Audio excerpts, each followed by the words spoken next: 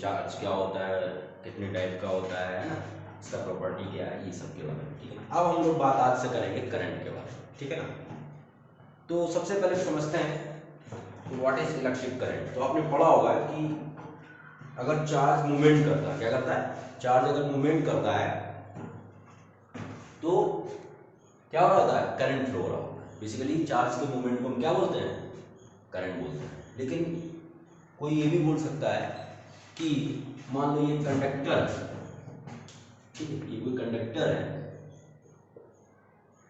ठीक है ना,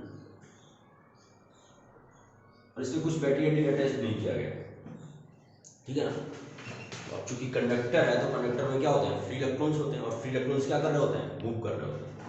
ठीक है, मतलब विदाउट बैटरी लगाए इसमें इलेक्ट्रॉन्स का मूवमेंट हो रहा है। इलेक्ट्रॉन्स का मूवमेंट हो रहा है बोले तो चार्ज का मूवमेंट हो रहा है। तो सर चार्ज का अगर मूवमेंट हो रहा है तो यहाँ करंट फ्लो करना चाहिए, क्योंकि आपने बोला है कि चार्ज के मूवमेंट को ही क्या बोलते हैं, करंट बोलते हैं। ठीक है ना, तो एक्चुअली होता क्या है, आप इसमें डेफिनेशन पढ़ोगे, the rate of flow of charge is known as electric current, है ना। और यहाँ नीचे पढ़िए, if q is the net charge passing through the any cross section area of a conductor in time t। अगर हम बोले मान लो ये कुछ है क्रॉस सेक्शन एरिया, मान लो छोटा सा a, क्या है a, अगर t टाइम में इससे q चार्ज पास हो रहा है तो इसमें करंट q बाई कितना आएगा, t आएगा। ठीक है ना, लेकिन होता क्या है कि जो फ्री इलेक्ट्रॉन्स कंडक्टर में मूव कर रहे होते हैं वो जिग जैग पाथ पे मूव करते हैं। किस पे करते हैं, zig zag path. Zig zag path क्या होता है, जैसे मान लो ये बहुत बड़ा कंडक्टर है, मैं बड़ा सा बना दे रहा हूँ, ठीक है, तो वो कुछ ऐसे इलेक्ट्रॉन मूव करते हैं, ऐसे ऐसे ऐसे ऐसे ऐसे ऐसे ऐसे, मतलब रैंडम मोशन होता है। ठीक है, तो अगर एक पर्टिकुलर क्रॉस सेक्शन एरिया बनाए तो उससे जो नेट चार्ज पास करता है वो जीरो करता है जब हम बैटरी अप्लाई नहीं करते हैं। क्यों, क्योंकि इलेक्ट्रॉन जो होता है वो रैंडम पाथ पे मूव कर रहा होता है, तो वो अपना आगे आता है अपना पीछे भी आता है। मतलब अगर एवरेज देखा जाए तो एक पर्टिकुलर क्रॉस सेक्शन एरिया से कितना चार्ज पास करेगा, अगर ऐसे कंडक्टर रखा हुआ तो जीरो पास करता है। इसीलिए किसी अगर कंडक्टर में पोटेंशियल डिफरेंस अप्लाई नहीं किया गया है या बैटरी नहीं लगाया गया है तो उसमें करंट फ्लो नहीं करता है। ठीक है ना, अब आप बोलेंगे सर, कुछ लोग ये समझते हैं कि सर बैटरी लगाने से क्या होता है, बैटरी करंट देता है। बैटरी करंट नहीं देता है। बैटरी क्या करता है, बेसिकली पोटेंशियल डिफरेंस क्रिएट करता है अक्रॉस द कंडक्टर। तो उससे क्या होता है, उससे बेटा होता है एक इलेक्ट्रिक फील्ड टर्म होता है। अभी मैं थोड़ा आइडिया दे रहा हूँ क्योंकि आपको ना तो पोटेंशियल बहुत अच्छे से पता है ना इलेक्ट्रिक फील्ड पता है ना, तो आपको ज़्यादा समझ में नहीं आएगा, बट फिर भी एक आइडिया दे रहा हूँ ताकि आपको थोड़ा क्यूरियोसिटी लगे कि हाँ कुछ है, आप खुद से भी कहीं से पढ़ेंगे जाके फिर सीखेंगे और, ठीक है ना। तो होता क्या है कि जैसे मान लो मैंने बैटरी का साइन बेटा ऐसे कुछ होता है, मान लो बैटरी मैंने लगाया बेटा, जो ये बड़ा साइन नहीं बनाते हैं साइन, ये पॉजिटिव होता है, ये नेगेटिव, तो यहाँ पे पॉजिटिव हो जाएगा, यहाँ पे नेगेटिव। तो ये होता क्या है कि एक कंडक्टर बैटरी कंडक्टर के अक्रॉस लगाने से उसके अक्रॉस का डिफरेंस होता है, क्या डिफरेंस, किसका डिफरेंस आता है, पोटेंशियल डिफरेंस आता है। ठीक है ना, तो उससे इसमें इलेक्ट्रिक फील्ड डेवलप होता है। क्या होता है, इलेक्ट्रिक फील्ड। और इलेक्ट्रिक फील्ड वजह से क्या होता है, अगर किसी रीजन में इलेक्ट्रिक फील्ड है और वहाँ पे कोई चार्ज रखा हुआ है तो उसकी वजह से लगता है फोर्स। क्या लगता है, फोर्स। तो होता क्या है, इलेक्ट्रिक फील्ड जो होता है वो आपका नेगेटिव पॉजिटिव टू नेगेटिव की तरह होता है। किधर आता है, पॉजिटिव नेगेटिव की तरफ। ठीक है ना, इधर आपका इलेक्ट्रिक फील्ड आएगा, मतलब इधर नेगेटिव साइन है, इधर पॉजिटिव इधर होता है। ठीक है ना, तो अब चूंकि इसमें इलेक्ट्रॉन होगा, इलेक्ट्रॉन में फोर्स कैसे लगेगा बेटा, होता क्या है कि अगर इलेक्ट्रिक फील्ड ई इधर है, ठीक है ना, यहाँ पे अगर माइनस क्यू चार्ज रखेंगे तो उस पर अपोजिट में फोर्स लगता है और पॉजिटिव पे उसी डायरेक्शन में फोर्स लगता है, तो इलेक्ट्रॉन पे इधर फोर्स लगेगा।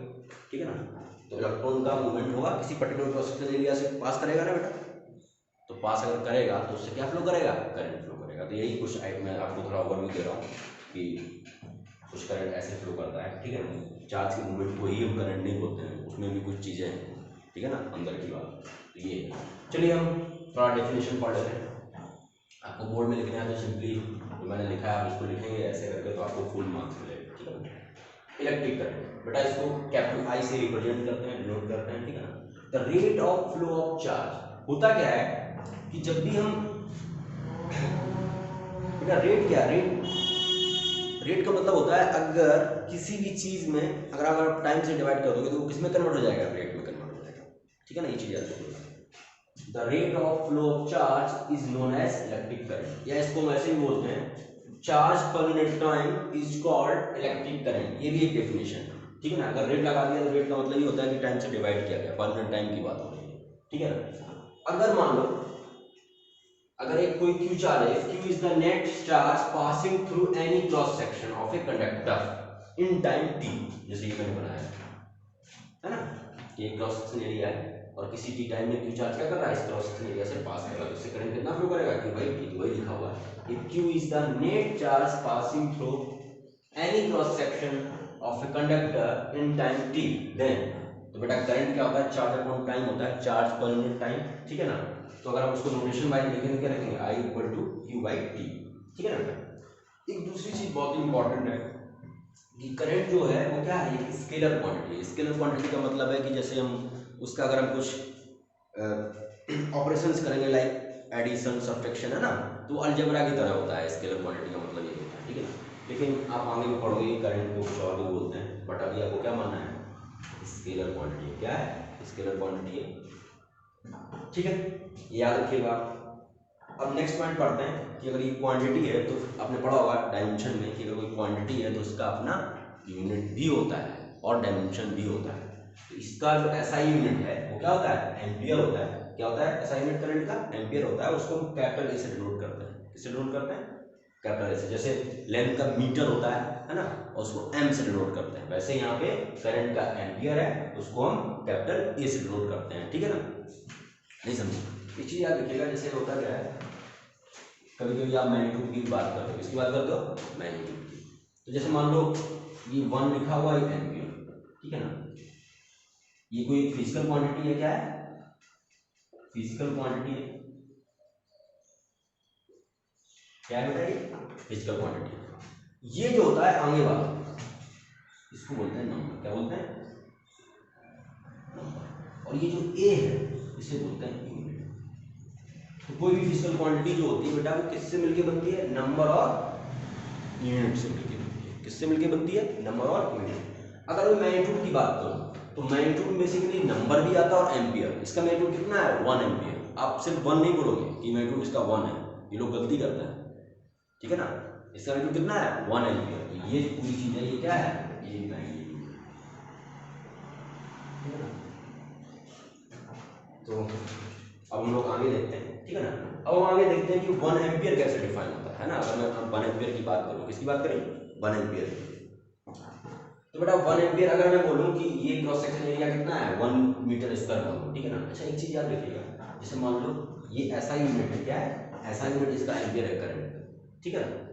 तो obvious सी बात है कि अगर ये ऐसा यूनिट इसका करंट का जो ऐसा यूनिट है वो एम्पियर है, तो हमें इसको भी किसमें रखना पड़ेगा, एसआई यूनिट में ही रखना पड़ेगा। किसमें रखना पड़ेगा, एसआई यूनिट में। अगर मैं बोलूं कि अगर आई बराबर क्यू बाई टी फार्मूला लगा रहा हूँ, क्यू अगर मैं क्यू का एसआई यूनिट क्या होता है, कूलॉम। क्या होता है बेटा, पढ़ चुके हैं ना, कूलॉम होता है। और टी का क्या होता है, सेकेंड। अगर आप क्यू को कूलॉम में रखोगे और टी को सेकेंड रखोगे तो आई किसमें आएगा, एम्पियर में आएगा। किसमें आएगा, एम्पियर में। ये याद रखिए, क्लियर, नहीं समझे। तो अब हम लोग आगे बात करते हैं कि 1 एम्पियर कैसे डिफाइन होता है। 1 एम्पियर कैसे डिफाइन होता है, ठीक है। तो 1 एम्पियर क्या होता है, बोला जाता है कि अगर किसी पर्टिकुलर क्रॉस सेक्शन एरिया से 1 कूलॉम चार्ज पास हो रहा है इन 1 सेकेंड। दोबारा मैं बोलता हूं, अगर किसी पर्टिकुलर क्रॉस सेक्शन एरिया से 1 कूलॉम चार्ज पास हो रहा है इन 1 सेकेंड, मतलब चार्ज का वैल्यू भी कितना है, 1 कूलॉम है, एंड टाइम का भी कितना है, 1 है। तो इसका रेशियो कितना आएगा, 1 आएगा, मतलब करंट कितना आएगा, 1 एम्पियर। तो 1 एम्पियर का डेफिनेशन क्या होगा कि जब 1 कूलॉम चार्ज किसी पर्टिकुलर क्रॉस सेक्शन एरिया से 1 सेकेंड में पास करता है तो उससे करंट कितना फ्लो करता है, 1 एम्पियर, ठीक है ना। अब हम लोग इसका डेफिनेशन लिख लेते हैं, ओके। तो बेटा हम लोग देखते हैं डेफिनेशन, है ना। The current passing through a conductor is said to be 1 ampere when the net flow of charge per second through its cross section is 1 coulomb। तो जैसा कि बताया था कि पर्टिकुलर क्रॉस सेक्शन एरिया से अगर 1 सेकेंड में 1 कूलॉम चार्ज पास हो रहा है तो कितना आएगा, 1 एम्पियर आएगा ना। तो इसको ऐसे लिख देते हैं कि आई इक्वल टू क्या आता है आपका, क्यू बाई टी आता है, ठीक है। चार्ज कितना है, अच्छा एक चीज याद रखिएगा, क्यू जो होता है वो क्या होता है, एन होगा अपॉन टी, क्योंकि अकॉर्डिंग टू क्वांटाइजेशन है ना, चार्ज क्या होता है वो क्वांटाइज होता है ना। तो ये integral multiple of electronic charge का होगा ना। तो यहाँ से एन की वैल्यू कितनी आ जाएगी, मतलब एन की वैल्यू उसके हिसाब से होगी ताकि क्या हो जाएगा, यहाँ पे 1 कूलॉम हो जाए एंड यहाँ पे 1 सेकेंड कितना जाएगा, 1 एम्पियर। बोले तो सीधा डायरेक्टली कि चार्ज 1 कूलम एंड टाइम कितना है 1 सेकेंड है, तो इसका रेशियो 1 आ जाएगा 1 के बराबर है। ठीक है ना, बहुत ही सिंपल है। चलिए अब हम आगे बात करते हैं इलेक्ट्रिक फील्ड। तो इलेक्ट्रिक फील्ड क्या होता है? इलेक्ट्रिक फील्ड कुछ नहीं, जैसे ये फील्ड है, क्योंकि अगर मान लो इसमें डेफिनेशन पढ़ देता हूँ आपको। It is defined as the 3D space. यहाँ चीज़ आप देख लीजिएगा, 3D स्पेस है, 3D space around the charge in which electrostatic force of attraction or repulsion due to charge can be experienced by any other charge। मतलब जैसे मान लो ये कैपिटल क्यू चार्ज रखा हुआ, क्या हुआ कैपिटल क्यू चार्ज। तो ये कैपिटल क्यू चार्ज क्या करता है, ये अपने पूरे चारों तरफ मतलब 3D पूरे 3D में आसपास, जैसे यहाँ पे रखा हुआ ये पूरे 3D में एक फील्ड क्रिएट करता है। क्या करता है? फील्ड क्रिएट करता है, जिसको हम इलेक्ट्रिक फील्ड बोलते हैं। उस फील्ड से क्या होता है कि जब भी कोई दूसरा चार्ज आएगा, मान लो अभी क्यू आया सेम टाइप का है, तो इस पर ये फोर्स लगाया, वो फोर्स किसकी वजह से आता है? इसकी इलेक्ट्रिक फील्ड की वजह से। फोर्स इधर रिपेल करेगा, ये समझे। अगर मान लो यहाँ माइनस क्यू आएगा तो ये अट्रैक्ट करेगा। वही बोल रहा है, it is defined as the 3D space around the charge, है ना, in which electrostatic force of attraction और रिपल्शन, वो डिपेंड करेगा कि ये चार्ज का नेचर कैसा है और ये चार्ज का नेचर कैसा है। अट्रैक्शन और repulsion due to charge can be experienced by any other charge. ठीक है ना, इसको मैथमेटिकली मैं ऐसे डिफाइन कर देते हैं बेटा। मान लो ये आपका एक क्यू चार्ज, क्या है क्यू चार्ज, और इसकी फील्ड है चारों तरफ, क्या है फील्ड चारों तरफ है इसकी। कभी डी डिस्टेंस पे हम क्या करते हैं, टेस्ट चार्ज रखते हैं, इसे बोलते हैं टेस्ट चार्ज। क्या होता है? Test charge. ठीक है, तो इलेक्ट्रिक फील्ड डिफाइन होती है इस चार्ज की यहाँ पे कैसे, इस पे जो फोर्स लग रहा है F/Q, ये जो है वो यहाँ की क्या होगी, इलेक्ट्रिक फील्ड होगी। तो F आप यहाँ पे क्या लिखोगे, F बेटा कूलम्स लॉ के हिसाब से क्या होता है, K Q0/d², है ना, यही होता है। तो अगर आप यहाँ पे रखोगे फार्मूले में E K Q0/d² और Q0 से डिवाइड कर देंगे तो कितना कैंसिल हो जाएगा, है ना। यहाँ से इलेक्ट्रिक फील्ड का फार्मूला क्या आ जाएगा, KQ/d²। सिंपल, आप इलेक्ट्रिक फील्ड का फार्मूला क्या आ गया कि अगर ये क्यू चार्ज रखा हुआ है और ये डी डिस्टेंस पे आपको इस पॉइंट पे ई पॉइंट पे आपको क्या निकालना है, इस चार्ज की इलेक्ट्रिक फील्ड निकालना है। तो आप सिंपली क्या करोगे, KQ/d²। क्लियर है? नहीं समझे? ठीक है ना। एक चीज और है, जैसे मान लो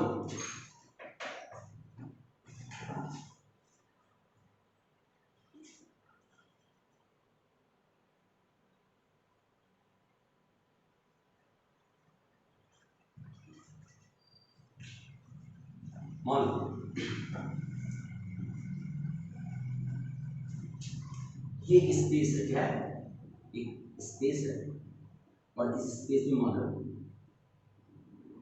ये ई, क्या है, ई इलेक्ट्रिक फील्ड इधर है। ठीक है, तो अगर मान लो इसमें कोई क्यू चार्ज रख दिया मैंने, क्यू चार्ज। अब देखो कोई भी अगर चार्ज इलेक्ट्रोस्टैटिक फील्ड में जाएगा तो कैसा कुछ फोर्स फील करेगा ड्यू टू इलेक्ट्रिक फील्ड।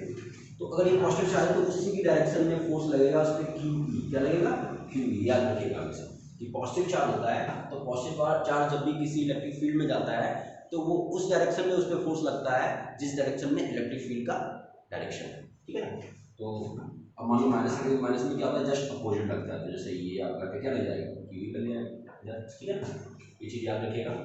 तो हम अगर आपसे पूछें कि बेटा ये एक रीजन है इसमें इलेक्ट्रिक फील्ड इधर भी है, ठीक है, और इधर प्रोटॉन रखा हुआ और इधर इलेक्ट्रॉन रखा हुआ, ठीक है, इधर प्रोटॉन रखा हुआ इधर इलेक्ट्रॉन रखा हुआ, मतलब ये पॉजिटिव और ये नेगेटिव है। तो दोनों पे किस साइड फोर्स लगेगा, तो आप बोलोगे कि सर इसका भी ई होता है ना, इधर लगेगा और इस पर फोर्स कैसे लगेगा।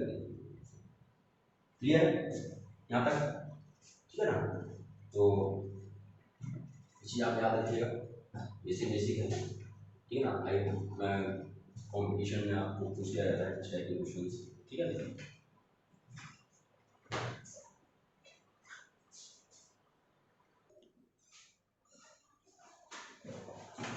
अब हम बात करते हैं इलेक्ट्रिक फील्ड के कुछ इंपॉर्टेंट पॉइंट, जैसे कि बेटा इलेक्ट्रिक फील्ड जो है वो क्या है, आपकी वेक्टर क्वांटिटी है। क्या है, वेक्टर क्वांटिटी है। ठीक है ना। तो आप ऐसे डायरेक्टली आप ऐड नहीं कर सकते इसको, क्यों? क्योंकि वेक्टर क्वांटिटीज को आपको ऐड करने के लिए सिंपल अलजेब्रा फॉलो नहीं कर होता है, वेक्टर का अलजेब्रा होता है वो फॉलो होता है, ठीक है ना। अब हम इसकी यूनिट की बात करते हैं। तो बेटा इसका जो SI यूनिट होता है वो न्यूटन पर कूलम होता है। कैसे? अभी फार्मूला हम लोग पढ़ेंगे, क्या पढ़े हैं? फोर्स अपॉन चार्ज पढ़े ना, टेस्ट चार्ज कूलम। फोर्स का यूनिट क्या होता है? न्यूटन, एंड चार्ज का क्या होता है? कूलम। तो आप यहाँ से याद कर सकते हो, ठीक है ना। ये दो पॉइंट इंपॉर्टेंट है, आपको पता होना चाहिए। अब एक नया टर्म है, इसके बारे में बात करते हैं, इलेक्ट्रिक पोटेंशियल। किसकी बात करें? इलेक्ट्रिक पोटेंशियल, ठीक है ना। बेटा सिर्फ पोटेंशियल लिखना इंपॉर्टेंट नहीं है, पोटेंशियल जो है वो एक जनरल टर्म, क्या है? General term.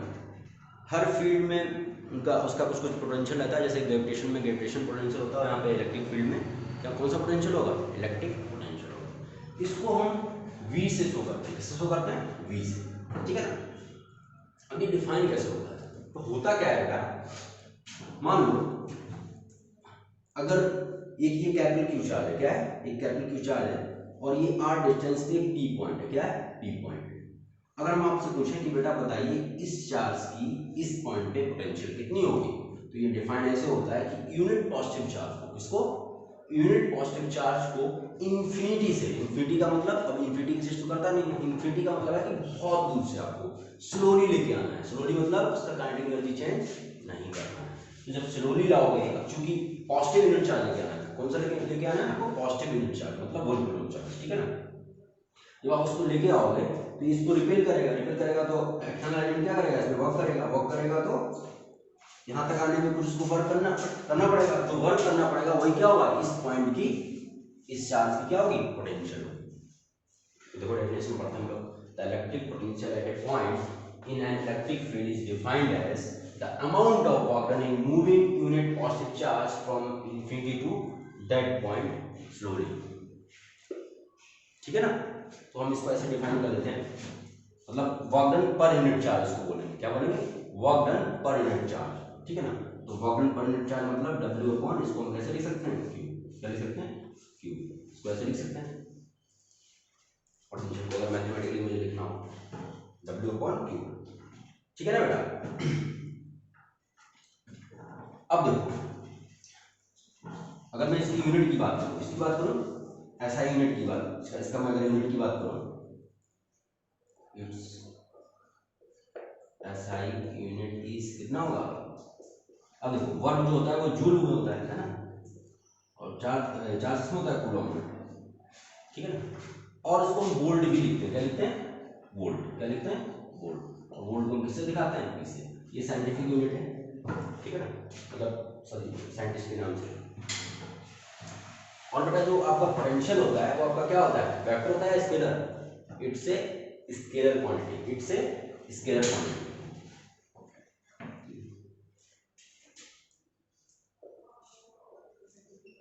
It's a scalar quantity. इसका मतलब है कि अगर आपको एडिशन सब्ट्रैक्शन करना है पोटेंशियल का, तो आप एक से अधिक पोटेंशियल का, तो आप सिंपली जैसे अलजेब्रा में ऐड सब्ट्रैक्ट करते हैं उसी तरीके से आप इसमें भी ऐड कर सकते हो, ठीक है ना। अब हम देखते हैं और पॉइंट इसके बारे में, जैसे इसमें रिलेशन निकल गया है,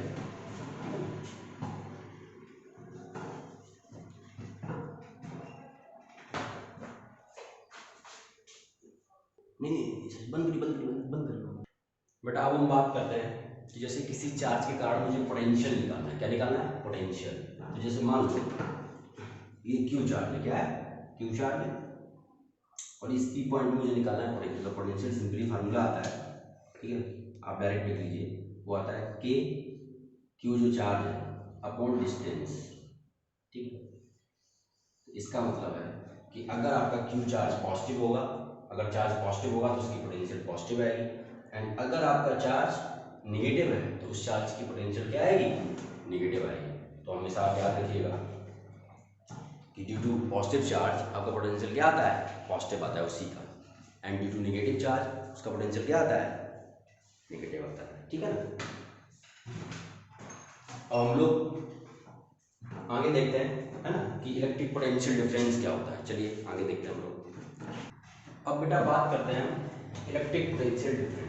देखो पोटेंशियल इलेक्ट्रिक पोटेंशियल डिफरेंस जो बात हो रही है बेसिकली हमेशा डिफरेंस जो होता है वो 2 पॉइंट के बीच में होता है। किसके बीच में होता है? 2 पॉइंट के बीच में। मान लीजिए बी और ये ए है और ये किसी फील्ड में, क्योंकि जब तक इलेक्ट्रिक फील्ड नहीं आएगा तब तक पोटेंशियल डिफरेंस नहीं आएगा, ठीक है ना।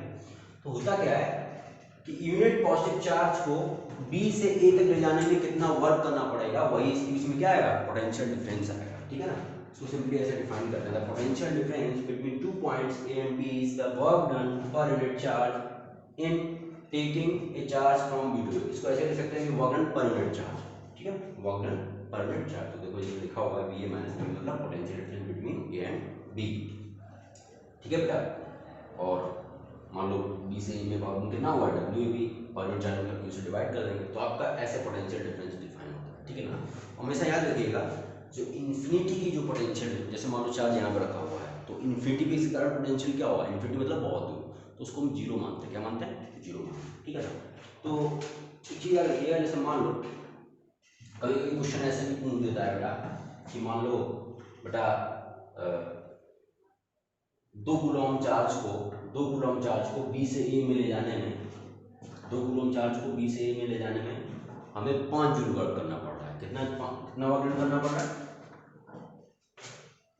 5 जूल, ठीक है ना। कितना चार्ज है? 2 कूलम। तो बताओ कितना पोटेंशियल डिफरेंस होगा?